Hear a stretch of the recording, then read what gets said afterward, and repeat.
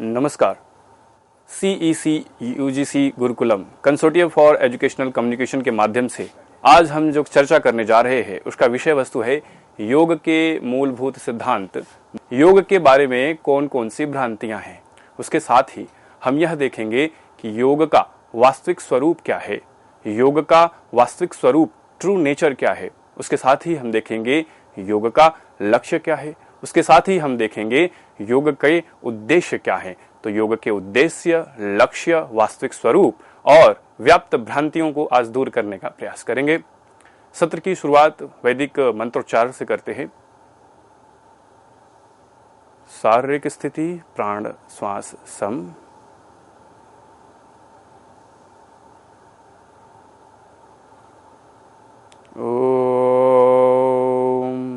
असतो मा सद्गमय तमसो मा ज्योतिर्गमय मृत्योर्मा अमृतं गमय।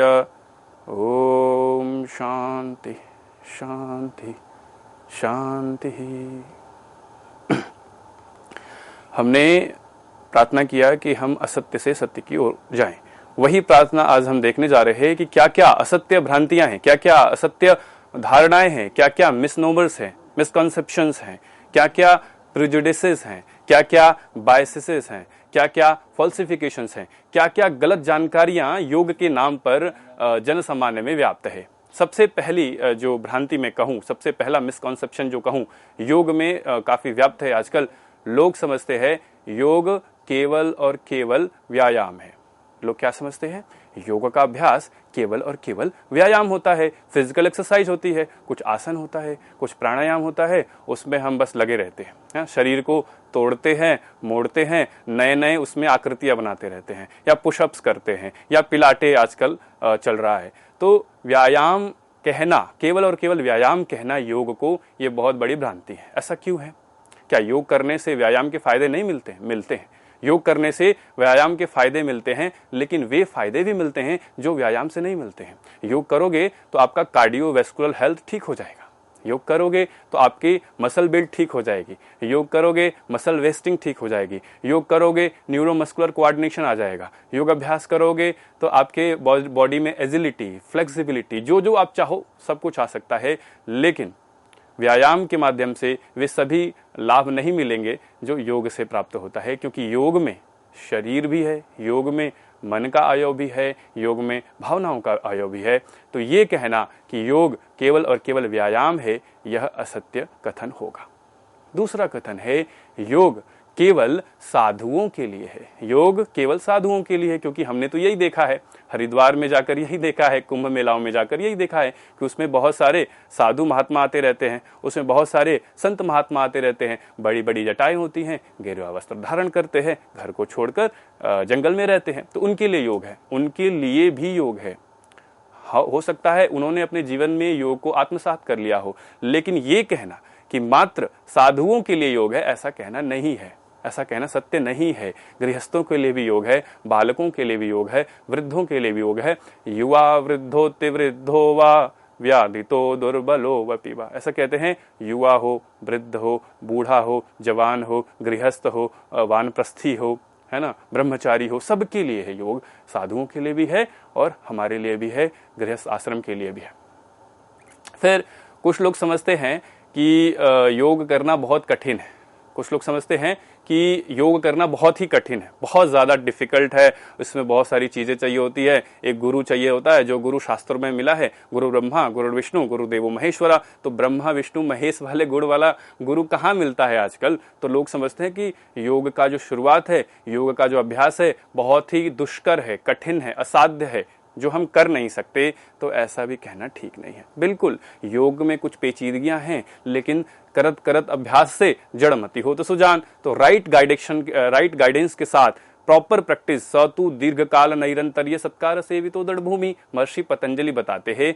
तो ऐसा अभ्यास करो जिसमें लगातार धीरे धीरे किंतु निरंतर आप चलते रहेंगे तो योग के सभी जो कठिन कठिन लगने वाले आसन भी हैं, प्राणायाम भी हैं, या 2 घंटे बैठकर ध्यान करने की बात हो जाए या समाधि का अनुभव हो जाए, जो कठिन लगने वाली चीजें हैं ना, वो भी निरंतर दीर्घकाल के अभ्यास से और जो हमने अटैचमेंट बना लिया है ऐसी ऐसी चीज़ों में, जो गलत खान पीन आदत बना लिया है, उसके वैराग्य से, तो अभ्यास और वैराग्य के निरंतर अभ्यास से और निरंतर वैराग्य से हम कठिन से कठिन योग के अवयवों को हम प्राप्त कर सकते हैं।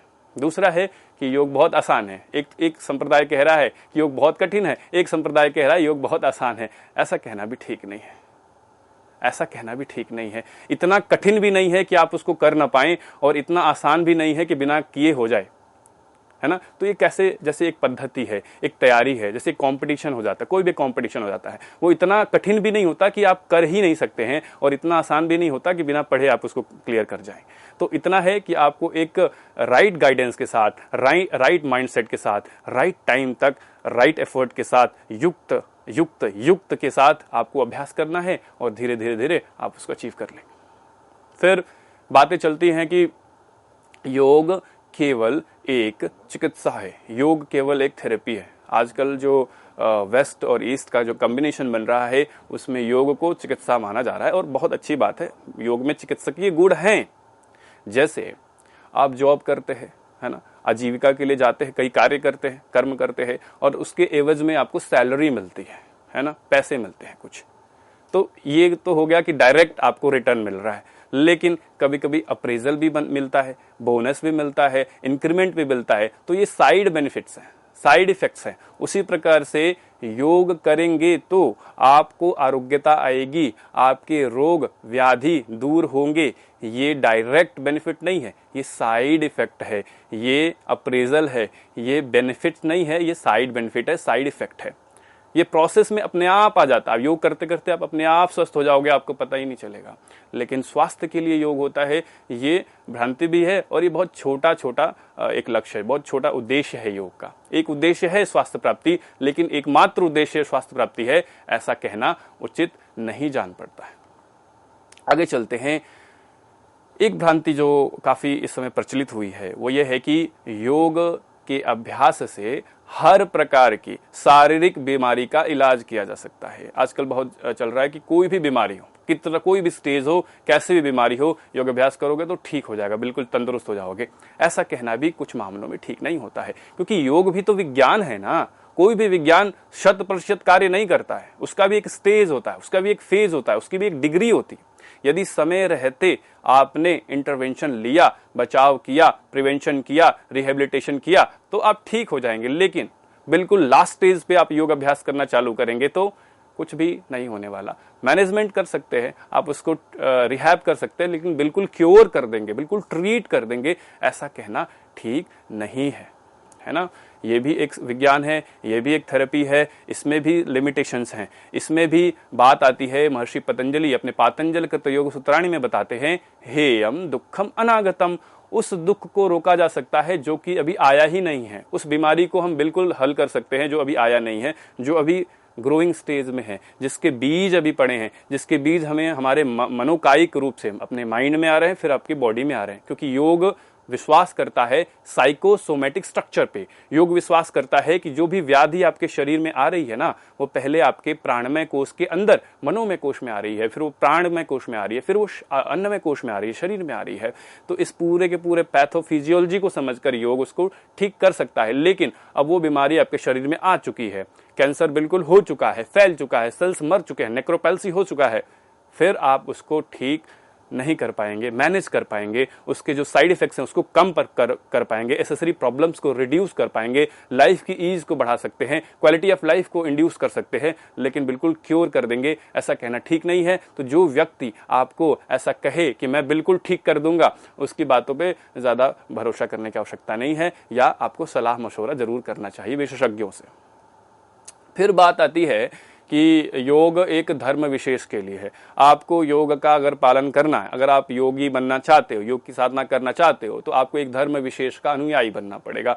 कोई धर्म अपनाना पड़ेगा और कोई धर्म छोड़ना पड़ेगा। रिलीजन बेस्ड है योग, रिलीजन बेस्ड नहीं है। योग के यदि आप ट्रेसेस देखो ना, योग के यदि आप रेफरेंसेस देखो, योग के उदाहरण देखो, योग के एग्जाम्पल्स देखो, योग के बहुत सारे प्रयोग देखो, तो हर प्रकार के पंथ रिलीजन में आपको मिलेगा। हिंदुइज्म में भी मिलेगा, इस्लामिज्म में भी मिलेगा, आपको जुडाइज्म में भी मिलेगा, आपको सूफिज्म में भी मिलेगा, सिखिज्म में भी मिलेगा, जैनिज्म में भी मिलेगा, जितने भी क्रिश्चियनिटी में भी मिलेगा, जितने भी धर्म है उसमें कोई ना कोई योग का अंग है ही। यदि आप उसको योग की दृष्टि से देखें, यदि आप बांटने की दृष्टि से देखेंगे तो आपको अपने घर में ही भेद दिखेगा, आपको अपने शरीर में ही भेद दिखेगा, आपको अपनी 5 उंगलियों में ही भेद दिखेगा। लेकिन यदि आप योगस दृष्टि से सिंथेटिक विजन के साथ देखते हैं तो सभी धर्म पंथों में योग के तत्व मिलते ही हैं। आप किसी भी धर्म के विशेष के हो सकते हैं और फिर भी योगी हो सकते हैं, फिर भी योग अभ्यास, योग साधना करके अपने आत्म स्वरूप को जान सकते हैं।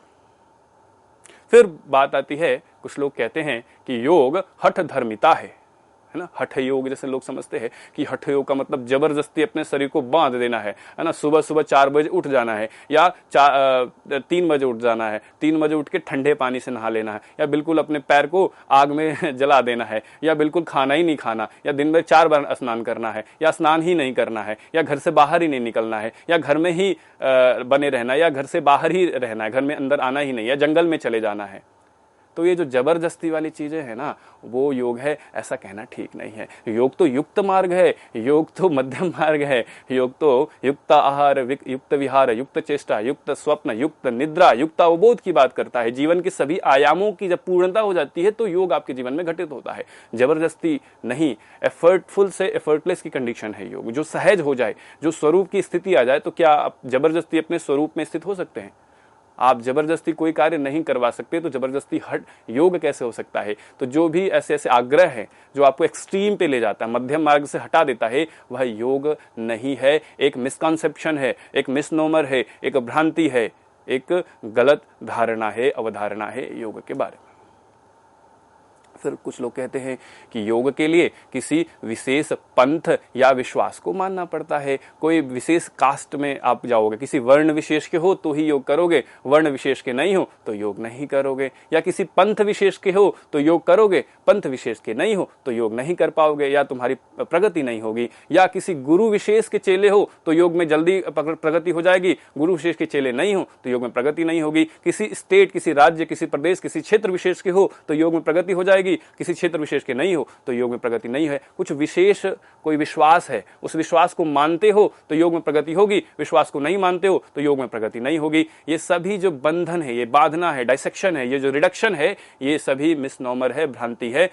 किसी भी पंथ के हो, किसी भी जाति के हो, किसी भी समाज के हो, किसी भी समुदाय के हो, किसी भी ज्योग्राफिकल स्ट्रक्चर के हो, किसी भी राज्य के हो, किसी भी देश के हो, आप योग अभ्यास कर सकते हैं यदि आपके पास पंच भौतिक शरीर है, पंचकोशीय शरीर है, जिसमें अन्नमय, मनोमय, अन्नमय, प्राणमय, मनोमय, विज्ञानमय, आनंदमय कोश 5 कोश है, और आपकी चेतना जागृत है, और आप चाहते हैं अपने जीवन से तीनों प्रकार के दुखों को, आर्य, दैविक, भौतिक, आध्यात्मिक दुखों को हटा देना है, तो आप योग अभ्यास कर सकते हैं। आपको योग अभ्यास करना ही चाहिए। और कुछ लोग समझते हैं योग अपने आप में एक पंथ है, योग अपने आप में एक वाद है, योग अपने आप में एक सेक्ट है, योग अपने आप में एक रिलीजन है। वो भी गलत है। योग रिलीजन नहीं है, ये जीवन जीने की चर्या है। आगे जब हम बात करेंगे ना योग का जो वास्तविक स्वरूप है, आगे जब हम देखेंगे कि योग का वास्तविक स्वरूप क्या है, तो हम इसको समझ पाएंगे। फिर कुछ लोग बात करते हैं कि योग जादू है ना, मिस्टिसिज्म है। योग करने से लोग उड़ने लगते हैं, योग करने से समय की सीमा को लांघ जाते हैं। बिल्कुल ऐसा होता है, योग में ऐसे तत्व हैं। आप पढ़ेंगे, विभूतिपाद पढ़ेंगे तो उसमें संयम के बारे में बात होती है। आप चंद्र के पूरे व्यू को, अपने शरीर के व्यू को जान सकते हैं, आप सिद्धों का दर्शन कर सकते हैं, आप अड़िमा इत्यादि सिद्धियां प्राप्त कर सकते हैं। लेकिन वो सभी हायर स्टेजेस हैं, वे सभी सिद्ध अवस्थाएं हैं, वो सभी पूर्ण अवस्थाएं हैं, वो सभी परफेक्शन की स्टेजेस हैं। शुरुआत में जिस स्तर का योग हम जानते हैं, जिस स्तर का योग हम करते हैं, जिस स्तर का योग हम समझ रहे हैं, उसमें योग एक विशुद्ध विज्ञान है, योग एक विशुद्ध कला है, योग एक विशुद्ध दर्शन है। जादू, मिस्टिसिज्म का यहाँ पर कोई स्थान नहीं है। बिल्कुल कोई संत पुरुष आकर कुछ आपको ऐसे तत्व दिखा सकता है जो आप अपने विज्ञान से ना समझ पाए, लेकिन उसी को योग समझ लेना भी एक मिसनोमर है। जो सिद्धियां हैं वो रास्ते के कंकड़ पत्थर हैं, ऐसा मानते हैं योगी। जो बड़े बड़े योगी हैं उनके रास्ते में कंकड़ पत्थर है, ऐसा मानते हैं।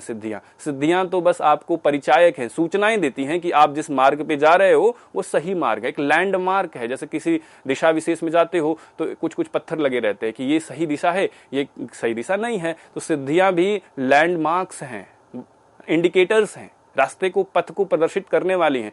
वही लक्ष्य नहीं है, सिद्धि लक्ष्य नहीं है। लक्ष्य क्या है तो आगे हम देखेंगे, आत्मस्वरूप की प्राप्ति। फिर बात चलती है, लोग ऐसा कहते हैं कि योग में विभिन्न प्रकार की ट्रिक्स होती हैं, कुछ चालें होती हैं, है ना, कुछ शॉर्टकट्स होती है। जैसे कोई आसन करना है तो ऐसे ऐसे हाथ रखो और ऐसे बल दो और हो जाएगा आसन। वो ट्रिक मैं ही जानता हूं, वो ट्रिक कोई दूसरा नहीं जानता, है ना। कि कोई टीचर होगा, मैं उसके पास जाऊंगा, उसके पास बहुत सारी ट्रिक्स हैं, शॉर्टकट्स हैं, तो अभ्यास नहीं करना पड़ेगा, वो हमें शॉर्टकट्स, शॉर्ट हैंड ट्रिक्स बता देगा और उस ट्रिक्स को करके हमें रोज रोज अभ्यास नहीं करना पड़ेगा। एक बार के अभ्यास से हम सिद्ध प्राप्त कर लेंगे। शोधन क्रियाओं का अभ्यास है, एक बार शोधन क्रिया का अभ्यास सीख लिया उस ट्रिक से और रोज रोज करने की कोई जरूरत नहीं है। ऐसा कहना बहुत बड़ी भ्रांति है। योग में कोई शॉर्टकट नहीं है, कोई ट्रिक नहीं है, कोई चाल नहीं है। योगी असंख्य जीवन योग अभ्यास करते हैं, है ना। भव प्रत्यय विदेह प्रकृति लया नाम, असंख्य जीवन कई जीवन लगा देते हैं योग अभ्यास करने में, फिर भी साधनाएं सिद्धि नहीं होती हैं, फिर भी उनको मोक्ष की प्राप्ति नहीं होती है। तो आप एक ही घंटे में कौन सा ट्रिक जानना चाहते हैं? तो योग में ट्रिक होता है ऐसा कहना ठीक नहीं है। ट्रिक से कुछ कुछ चीजें अलाइनमेंट आ सकती है, कुछ कुछ आसनास आप अडेप्ट कर सकते हैं, लेकिन उसमें स्टेबिलिटी, उसमें स्थिरता और सुख आएगा केवल और केवल अभ्यास से। कौन से अभ्यास से? वैसे अभ्यास से जो अभ्यास है सतु दीर्घ काल निरंतर ये सत्कारा सेवितो दृढ़ भूमि, जो निरंतर है, दीर्घ काल तक है, लगातार है और आदर के साथ है। उसमें आप ऑनेस्टी दिखाते हैं, उसमें आप डिसेंसी दिखाते हैं, उसमें आप इन्वॉल्वमेंट दिखाते हैं। फिर कुछ बातें चलती हैं योग के बारे में कि योग एक रहस्यवाद है, योग एक मिस्टिज्म है, आप कुछ समझ ही नहीं सकते। योग में तो आत्मा से बात शुरू होती है और परमात्मा पे खत्म हो जाती है। न हम आत्मा जानते हैं न परमात्मा जानते हैं। ये भी कहना ठीक नहीं है। बिल्कुल योग में रहस्य है, मानता हूं मैं, योग में रहस्य है। ऐसी ऐसी चीजें हैं जो आप मॉडर्न मेडिकल साइंस से या टेक्नोलॉजी से, मॉडर्न एविडेंसेस से, क्लिनिकल ट्रायल से आप उनको प्रूफ नहीं कर पाओगे, आप उसको वैलिडेट नहीं कर पाओगे। आपको एक फिलिंग द ब्लैंक छोड़ना पड़ेगा, एक गैप छोड़ना पड़ेगा। फ्यूचर में कोई विज्ञान डेवलप होगा जो उस रहस्य के ऊपर पर्दा उठाएगा। लेकिन योग केवल और केवल रहस्यवाद है ऐसा कहना अनुचित है। योग में बहुत सारी ऐसी चीजें हैं, जैसे शोधन क्रियाएं। आप देखोगे कि शोधन क्रियाओं के अभ्यास से, जैसे धौती कर्म प्रभावे न प्रत्यांतेव न संशय, कास श्वास प्लीहा कुष्ठम कफरोगांश विंशति। यदि आपको कफ का दोष है, कफ दोष से रोग हो रहे हैं, आप वस्त्र धौती करते हो, कुंजल क्रिया, व्याघ्र क्रिया करते हो, तो आप देखोगे 2 से 3 दिनों में आपका कफ कम होने लगेगा। कफ से जन्य जो रोग हैं वो कम होने लगेंगे। तो योग तो शरीर से शुरू हो रहा है ना, अन्नमय कोश से शुरू हो रहा है, तो उसमें फिजिकल एलिमेंट्स भी हैं, उसमें शारीरिक चीजें भी, उसमें साइंटिफिक चीजें भी हैं, उसमें मिस्टिज्म भी है, साइंटिफिक चीजें भी हैं, लेकिन केवल और केवल रहस्य है ऐसा कहना ठीक नहीं है। फिर कुछ लोग समझते हैं योग एरोबिक्स और एनारोबिक्स है, कुछ कुछ एक्सरसाइजेज हैं, ऐसा कहना ठीक नहीं जान पड़ता। फिर कुछ एक बात मैं यहां बताना चाहता हूं जो अधिकांशतः लोग जानना चाहते हैं, कहना चाहते हैं कि योग करने से केवल वजन कम होता है ना। लोग योग का अभ्यास इसीलिए करना चाहते हैं कि उनको वजन कम करना, फैट लॉस करना है, वेट लॉस करना है ना, रिड्यूस करना, मसल मास बढ़ाना है, बॉडी की बिल्ड बढ़ानी है। ऐसा नहीं है ना। करने से वजन कम होगा, कुछ लोगों का वजन बढ़ता भी है योग अभ्यास करने से, है ना। जो अंडर वेट लोग हैं वो योग अभ्यास करेंगे तो उनका वेट बढ़ेगा भी। तो बस फैट लॉस होता है ऐसा कहना सही नहीं है ना। फैट लॉस भी होता है। कुर्या तदासनम स्थैर्यम आरोग्यम चौ अंग लाघवम, अंगों में लाघवता आती है। ये तो हठयोग प्रदीपिका कह रहा है। आसनेन रुजो हंति, आसन के अभ्यास से रोग का शमन हो जाता है। ये तो हठयोग प्रदीपिका, हमारे जो सिद्ध सिद्धांत पद्धति इत्यादि जो ग्रंथ हैं वो कह रहे हैं। लेकिन केवल फैट लॉस के लिए योग अभ्यास कर रहे हो तो कुछ ऐसा ही है कि सोने से आप छोटी छोटी चीजें खरीद रहे हो, सोने के सिक्के से आप छोटी छोटी चीजें का व्यापार कर रहे हो। आप उसको बड़े कार्य के लिए प्रयोग करो, मानसिक शारीरिक स्वास्थ्य के लिए प्रयोग करो, फैट लॉस तो अपने आप हो जाएगा। फिर बात आती है कि योग से केवल और केवल मानसिक एकाग्रता आती है। Yoga is just a mental discipline, yoga is just a mental conditioning. योग में बैठ के घंटों घंटों ध्यान करना रहता है ना। शरीर आपका बिल्कुल बेडौल हो जाए और ध्यान में लगे रहना है, ऐसा भी नहीं है। योग में युज समाधौ योग समाधि है, योग ध्यान है। तत्र प्रत्येकतानता धारणम ध्यानम देश बंधश्चित्तस्य धारणा, उसमें धारणा भी है, ध्यान भी है, लेकिन उसमें यम नियम भी है, उसमें बिहेवियरल मॉडिफिकेशंस भी हैं, उसमें युक्ताहार विहार भी है, उसमें मिताहार भी है, उसमें आसन प्राणायाम भी है, उसमें मुद्रा बंध भी है, उसमें ध्यान धारणा समाधि तो है ही है। तो बस एकाग्रता है, बस मेंटल डिसिप्लिन है, बस कंसंट्रेशन है, बस ध्यान के लिए योग करना है, ये भी ठीक नहीं है। यदि आपका शरीर अस्वस्थ है और ध्यान करने जाओगे तो ध्यान नहीं होगा। अस्वस्थ शरीर में स्वस्थ मस्तिष्क नहीं रह सकता, और अस्वस्थ मस्तिष्क के साथ स्वस्थ मन नहीं रह सकता, और स्वस्थ मन के बिना ध्यान कैसे करोगे? ध्यानम निर्विषयम मनम, ध्यान तो वही है जिसमें मन निर्विषय हो जाता है। और जो मस्तिष्क अस्वस्थ है, क्या उसका जो मन है वो निर्विषय रह पाएगा? उसमें बहुत सारे रिसेप्टर्स एक्टिवेटेड रहेंगे, उसका दिमाग हमेशा एक्टिवेटेड रहेगा, इंगेज्ड रहेगा, एब्जॉर्ब्ड रहेगा किसी न किसी प्रॉब्लम को सॉल्व करने में। तो आप अगर शारीरिक रूप से स्वस्थ है, भावनात्मक रूप से स्वस्थ है, तो ही ध्यान का अभ्यास कर सकते हैं। फिर कुछ लोग कहते हैं कि योग करने के लिए गृह का त्याग करना पड़ेगा, घर छोड़ना पड़ेगा, घर छोड़ के जंगल जाना पड़ेगा, ऋषिकेश, हरिद्वार, हिमालय जाना पड़ेगा, कंदराओं में जाना पड़ेगा। बिल्कुल हो सकता है, समय के कुछ कालखंड के लिए 10 दिन, 5 दिन, 1 महीने के लिए जाना पड़ सकता है, बीच बीच में जाना पड़ सकता है, लेकिन घर में योग नहीं हो सकता, ऐसा कहना भी ठीक नहीं है। योग हर अवस्था, हर जगह, हर काल, देश, परिस्थिति के अनुसार आप कर सकते हैं। फिर कुछ लोग समझते हैं कि आत्म यातना करने से, सेल्फ को टॉर्चर करने से, खाना न देने से, पानी नहीं देने से, या निद्रा कम से कम कर देने से, या बिल्कुल बोलना बंद कर देना है, या बिल्कुल बोलते रहना है, मतलब किसी भी रूप से टॉर्चर कर देने से योग जल्दी प्राप्त हो जाएगा, है ना। बड़े बड़े व्रत ले लेते हैं लोग, उससे भी कोई गारंटी नहीं है। उससे फायदा मिलता होगा, बिल्कुल मिलता होगा, लेकिन कोई गारंटी नहीं है कि उससे आपको शीघ्र ही सिद्धि मिल जाती है। योग तो मध्यम मार्ग है, योग तो जीवन को आनंद से भर देने वाला एक क्रियाकलाप है, एक पद्धति है। फिर कुछ लोग कहते हैं योग करने के लिए शरीर लचीला होना चाहिए, ऐसा कहना अनुचित है। योग करके शरीर लचीला हो जाएगा। कुछ लोग कहते हैं पुरुष योग नहीं करते, ऐसा ठीक नहीं है, केवल स्त्रियां योग करती हैं, ऐसा ठीक नहीं है, पुरुष भी योग करेंगे और स्त्रियां भी योग करेंगे। फिर कुछ लोग कहते हैं योग करना काफी महंगा है। फिर कुछ लोग समझते हैं कि किसी प्रकार का चोट लगा है, चपेट लग गया है, बिल्कुल घायल हो गए, तो अब योग कर ही नहीं सकते, शरीर तो काम ही नहीं कर रहा, तो योग कैसे करेंगे? तो फिर यहां पर आप चूक रहे हैं। क्या योग केवल शरीर के लिए है? योग भावनात्मक स्तर पे नहीं है, योग मानसिक स्तर पे नहीं है, योग आपके आत्मिक स्तर पे नहीं है। केवल शरीर से योग नहीं होता है। तो चोट चपेट में भी योगाभ्यास आप कर सकते हैं, लेकिन कुछ विशेष रूप से एक योग चिकित्सक, योग थेरेपिस्ट के गाइडेंस में, योग अनुदेशक, योग एक्सपर्ट के गाइडेंस में आपको अभ्यास करना चाहिए।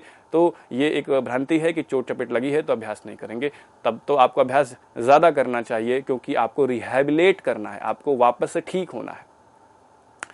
अब हमने इतनी भ्रांतियों की बात कर ली, लगभग सभी भ्रांतियों की बात कर ली। अब हम बात करने जा रहे हैं योग का वास्तविक स्वरूप क्या है, योग है क्या, हाउ टू डिफाइन योग, what is the true nature of योग। योग का वास्तविक स्वरूप क्या है, ट्रू नेचर क्या है? तो योग जीवन जीने की एक कला है। Yoga is an art of living. दूसरा है योग आरोग्यता का विज्ञान है। योग is a science of well being. आपको यदि स्वस्थ बने रहना है ना, तो आपको योग को विज्ञान के रूप में समझना पड़ेगा, आसनों को विज्ञान के रूप में समझना पड़ेगा, प्राणायाम को विज्ञान के रूप में समझना पड़ेगा। फिर योग आत्म साक्षात्कार में सहायक एक दर्शन है। Yoga is a philosophy for self realisation, self actualisation, transcendence, स्वयं को जानने में। आप हो कौन, आपकी वीकनेसेस क्या है, आपकी ताकत क्या है, आपकी कमजोरियां क्या है, उसको दिखाने में, उसको प्रदर्शित करने में सहायक है एक दर्शन के रूप में। और खुद को डेवलप करने में, आत्म के विकास के लिए, आत्मा के विकास के लिए, आत्म शक्तियों के विकास के लिए, और जो कमजोरियां हैं उसके ह्रास के लिए, उसको रिड्यूस करने के लिए, शक्ति को बढ़ाने के लिए और कमियों को घटाने के लिए एक प्रणाली है, एक सिस्टम है। योग चेतना के विस्तार की एक तकनीकी है। Yoga helps you to enhance, transcend, expand your consciousness. आपकी चेतना को बढ़ाने का, विस्तार करने का एक स्वरूप है। तो योग एक सकल जीवन पद्धति है जिसमें शारीरिक, मानसिक, भावनात्मक, बौद्धिक, सामाजिक, आध्यात्मिक कल्याण से युक्त संपूर्ण जीवन होता है। आप physical, mental, social, spiritual, economic हर स्तर पे आप समृद्ध रहते हैं। आपके जीवन में स्वास्थ्य, सामंजस्य, प्रसन्नता, हेल्थ, हैप्पीनेस, हार्मनी आती है। तो इस प्रकार से अब हम 1 मिनट में बात कर लेते हैं योग का उद्देश्य क्या है और योग का लक्ष्य क्या है। What is the objective of yoga. 3 objectives हम यहां पर बात करने जा रहे हैं। पहला ऑब्जेक्टिव है अस्वस्थस्य स्वास्थ्य प्राप्ति। जो व्यक्ति बीमार है उसको स्वस्थ बना देना, जो व्यक्ति बीमार है उसको स्वस्थ बना देना। दूसरा ऑब्जेक्टिव है स्वस्थस्य स्वास्थ्य रक्षणम। जो स्वस्थ है उसके स्वास्थ्य की रक्षा करना, क्योंकि स्वास्थ्य अभी है कल नहीं रहेगा। योग अभ्यास करते रहोगे तो हमेशा स्वस्थ बने रहोगे। ये एक तरह से आपको इंश्योरेंस मिल जाता है। तो बीमार को स्वस्थ बनाना, स्वस्थ को स्वस्थ बनाए रखना, और जो स्वस्थ व्यक्ति है, स्वस्थ बना है, उसके आध्यात्मिक यात्रा के रास्ते में जो जो कठिनाइयां आ रही हैं उसको हटा देना। तो अस्वस्थस्य स्वास्थ्य प्राप्ति, स्वस्थस्य स्वास्थ्य रक्षणम, स्वस्थस्य समाधि लाभः। बीमार से स्वस्थ हो जाओ, स्वस्थ बने रहो, और स्वस्थ हो तो समाधि का प्राप्त कर लो। और योग का लक्ष्य क्या है? तो योग का लक्ष्य आत्मस्वरूप की प्राप्ति है, आत्मस्वरूप की स्थिति है, आत्मस्वरूप का ज्ञान है। आपके अंदर जो कोई भी प्रेरणा है, यदि आप ज्ञान की बातें करते हैं तो ज्ञान के माध्यम से स्वयं को जानो। यदि आप कर्म कर सकते हैं तो कर्म के माध्यम से अपने शरीर को जानो, अपने मन को जानो, अपनी आत्मा को जानो। यदि आप ध्यान कर सकते हैं तो राज योग से, ध्यान योग से अपने को जानो। यदि मंत्रों में आपका रुचि है, मंत्र करना अच्छा लगता है, तो मंत्र योग के अभ्यास से जानो। आवाज, ध्वनि, गुंजन में आपका, नाद में मन लगता है तो लय योग से जानो। भक्ति कर सकते हो, इमोशनल हो तो आप भक्ति योग से जानो। किसी भी माध्यम से यथाभिमत ध्यानाद्वा आप योग के लक्ष्य को प्राप्त कर सकते हो। आशा है आज का जो भी विषय वस्तु हमने देखा आपको अच्छा लगा होगा। आप ध्यान से सुन रहे हैं और इस वीडियो को आप चाहें तो बार बार देख सकते हैं। नमस्ते, हरिओम।